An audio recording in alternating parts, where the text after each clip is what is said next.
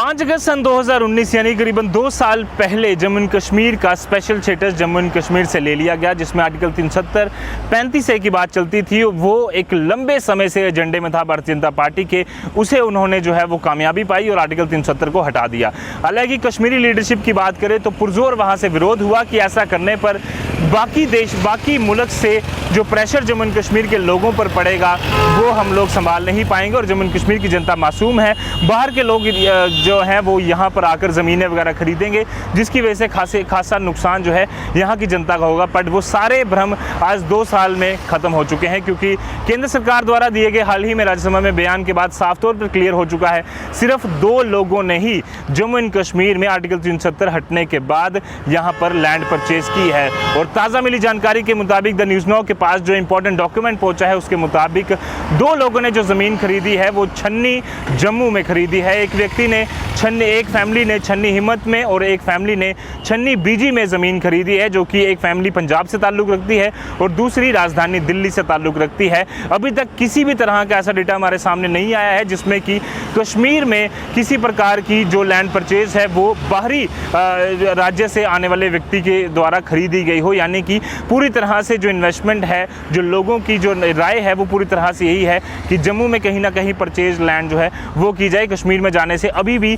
कई सारी अड़चनें जो है वो शायद उनको फेस करनी पड़ रही हैं। कुछ देर पहले हमने लगातार देखा एडवोकेट अंकुर शर्मा जो कि लगातार इस पर बात करते रहे, तो उन्होंने एक एलिगेशंस लगाए थे केंद्र सरकार पर और जम्मू एंड कश्मीर की एडमिनिस्ट्रेशन पर कि कई सारी परेशानियां लोगों को आ रही हैं, जिसकी वजह से वो लैंड नहीं खरीद पा रहे हैं। जिसका ये कारण है कि 2 ही लोगों ने 2 साल में लैंड परचेज की है, क्योंकि जम्मू एंड कश्मीर एक ऐसा प्रोस्पेक्ट है जहां पर कई सारे लोग इन्वेस्टमेंट तो करना चाहते हैं, बट यहाँ की जो गवर्नमेंट है वो लगातार अड़चनें डाल रही है। 2 लोगों की लैंड परचेज करने के बाद जो डॉक्यूमेंट हमारे पास पहुंचा है वो ज़रूरी यह जतलाता है कि अभी भी कश्मीर में लैंड परचेज नहीं की गई है। और कश्मीरी लीडरशिप का जो दावा था कि वहाँ पर बड़े सारे लोग जो हैं वहाँ पर लैंड ग्रैब कर लेंगे और बड़े बड़े इन्वेस्टर वहाँ पर आकर मासूम लोगों की लैंड छीन लेंगे, तो वैसा अभी तक कुछ नहीं हुआ है। जम्मू से इस पर खासे रिएक्शन जो है वो देखने को मिल रहे हैं। कई सारी पॉलिटिकल पार्टीज़ के व्यक्तियों के साथ हमने बातचीत करने की कोशिश की है, क्या कुछ उनका कहना है आइए सुनाते हैं। मैं तो कहूँगा कि जो प्रधानमंत्री जी दावा करते थे, जो केंद्र सरकार दावा करती थी जम्मू कश्मीर में अमन बहाली को लेकर, शायद वो उनके अपने मंत्री ने ही खुलासा कर दिया है कि कश्मीर में अभी अमन बहाली पूरी तरह से कायम नहीं हुई है। इसमें कोई 2 राय नहीं है कि हमारे सुरक्षाकर्मी जी जान की बाजी लगाकर वहां ऑपरेशन क्लीन चला रहे हैं, मगर अभी भी कश्मीर में विश्वास बहाली को लेकर पूरी जनता अभी पीछे है। देखिए, यहाँ पर हमने स्वागत किया था जब धारा 370 हटी थी, वो इसलिए स्वागत किया गया था कि जम्मू कश्मीर की आवाम उन्नति के राह पर चलेगी, यहाँ विकास होगा, यहाँ लोगों को रोजगार दिया जाएगा। मगर जो हमें सबज-बाग दिखाए गए थे, जो वादे हमारे साथ किए गए थे, वो ये बिल्कुल साबित करते हैं कि मात्र 2 लोगों के यहाँ पर जमीन करने के खुलासे को कि वो तमाम वादे अभी जमीनी स्तर पर डिलीवर नहीं हो पाए हैं। देखिए, जम्मू में पहले भी बहुत सारे बाहरी लोग रह रहे थे, मगर कश्मीर ऐसा था जहां पर बीजेपी लगातार दावा कर रही थी कि हम कश्मीर में भी जो है बाहर के लोगों को बसाएंगे। मुझे लगता है कि वो दावा अभी उनका परवान नहीं चढ़ पाया, वो दावा अभी आज भी उनका जो है खोखला ही साबित हो रहा है। देखिए, जमीन खरीदने से अपने राज्य की, हम जम्मू कश्मीर की तरक्की के साथ इसको नहीं जोड़ते, क्योंकि अगर जम्मू कश्मीर की तरक्की करनी है, यहाँ आर्थिक उन्नति लानी है, यहाँ बड़े बड़े उद्योगपतियों को आना होगा। कई मिलियन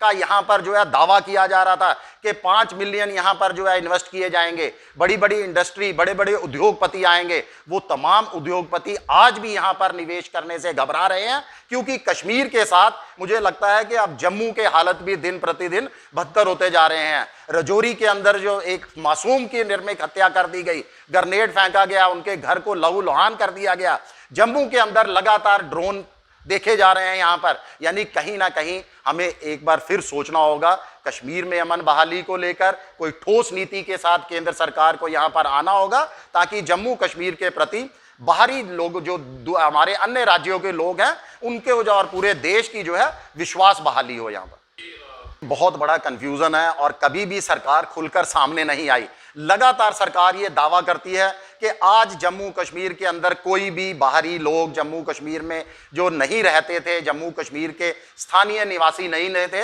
बाहर राज्यों के लोग यहाँ जगह खरीद सकते हैं, मगर ये संभव नहीं हो पा रहा। अगर आप जमीनी हकीकत देखें तो ये चीज अभी भी बहुत दूर है। हम जब वहां पर रजिस्ट्री करवाने जाते हैं, हमारे से आज भी स्टेट सब्जेक्ट मांगा जाता है। मगर जो सरकार ये पूरा ढिंढोरा पीट रही है कि जम्मू कश्मीर के अंदर कोई भी भारतीय वहां पर जगह खरीद सकता है, वो मात्र एक प्रचार है, उसको भी जमीनी तौर पर अभी वो पूर्ण रूप से लागू नहीं हुआ।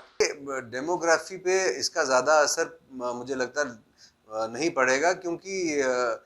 आप जैसे खुद ही बता रहे हैं कि सिर्फ 2 लोगों ने ज़मीन खरीदी है, तो 2 लोगों की ज़मीन खरीदने से डेमोग्राफी पे यहाँ असर ज़्यादा नहीं पड़ने वाला। पर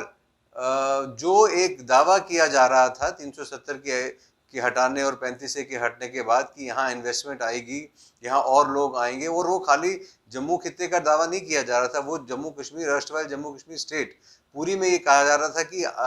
यहाँ पे लोग आएंगे, इन्वेस्टमेंट आएगी, तरक्की होगी, जब बाहर से लोग पैसा यहाँ इन्वेस्ट करेंगे। तो वो मुझे लगता है कि जब पार्लियामेंट में फ्लोर ऑफ द हाउस में खुद एडमिट किया सरकार ने कि केवल 2 ही लोगों ने खरीदी, अब आपके पास उसकी डिटेल भी आ गई कि वो कौन 2 लोग हैं जो बाहर से हैं, तो मुझे लगता है कि वो सारे दावे जो कहीं ना कहीं इस बात की जवाजियत करते थे कि नहीं हम 370 टूटने के बाद कुछ हालात बदलेंगे, वो मुझे लगता है कि वो कामयाब नहीं हुए। देखिए, जो कानून लैंड लॉज जो चेंज लाए हैं, मुझे लगता है सरकार को उनको पीपल फ्रेंडली बनाना पड़ेगा कि जो लोग लेना चाहते हैं, जो लोग उस दायरे में डोमिसाइल हैं, जो जिनके डोमिसाइल बने हुए हैं, जो मतलब उस दायरे में आते हैं, जो खरीद सकते हैं, तो उनको उनका हक बनता है और उनके लिए इसको ईज करना चाहिए। जो ईज ऑफ डूइंग बिजनेस जिसकी हम बात करते हैं, हमारे एलजी साहब भी बार बार उसका जिक्र कर रहे हैं कि हम जम्मू कश्मीर में इन्वेस्टमेंट आएगी। आज हम देख रहे हैं कि फिल्म से जुड़े हुए बहुत सारे लोग कश्मीर जा रहे हैं, फिल्म की शूटिंग्स हो रही हैं। आज जम्मू में अगर लोग आना चाहते हैं या कश्मीर में ज़मीन खरीदना चाहते हैं, तो जो लोग एलिजिबल हैं उन लोगों के लिए मुझे लगता है ईज जो प्रोसीजर है उसको ईज करना चाहिए। तो जिस तरह से आपने जम्मू की अलग अलग लीडरशिप को सुना, सबके अपने अपने बयान हैं, पर देखना ये है कि कश्मीरी लीडरशिप इस पर किस तरह से रिएक्ट करती है, क्योंकि साफ तौर पर उनका बार बार ये कहना था कि अगर आर्टिकल 370 है, नए लैंड लॉज आते हैं, तो कहीं ना कहीं यहाँ के लोगों की लैंड्स पर खतरा हो सकता है। वहीं जम्मू से ये रिएक्शन ज़रूर आया है कि कहीं ना कहीं लोगों को परेशानी आ रही है। केंद्र सरकार ने इन सारे रिएक्शंस को, इन सारी एलिगेशंस को नकारा है। उन्होंने कहा है कि किसी तरह की परेशानियाँ लोगों को लैंड परचेज करने में नहीं आ रही हैं। आपको ये बात यहाँ पर बताना काफ़ी ज़्यादा ज़रूरी है कि डोमिसाइल कानून आने के बाद वही व्यक्ति जम्मू एंड कश्मीर में लैंड परचेज कर सकता है जो कि जम्मू एंड कश्मीर में पिछले 15 साल से रह रहा है, या फिर इसके अलावा कुछ और कानून यहाँ पर बनाए गए हैं जिसकी वजह से वो डोमिसाइल सर्टिफिकेट लेने के बाद ही यहाँ पर लैंड परचेज कर सकता है। तो वो भी क्या अभी तक इतने लोग नहीं हैं जिन्होंने 15 साल से ज़्यादा 15 साल से जम्मू एंड कश्मीर में रिहाइश ली है, बट अभी तक वो लैंड नहीं परचेज कर पाए, या फिर कुछ और कारण बनते हैं। ये तो आने वाले दिनों में जब पूरी तरह से इस पर धीरे धीरे कर परतें खुलेंगी तो तभी पता चल पाएगा।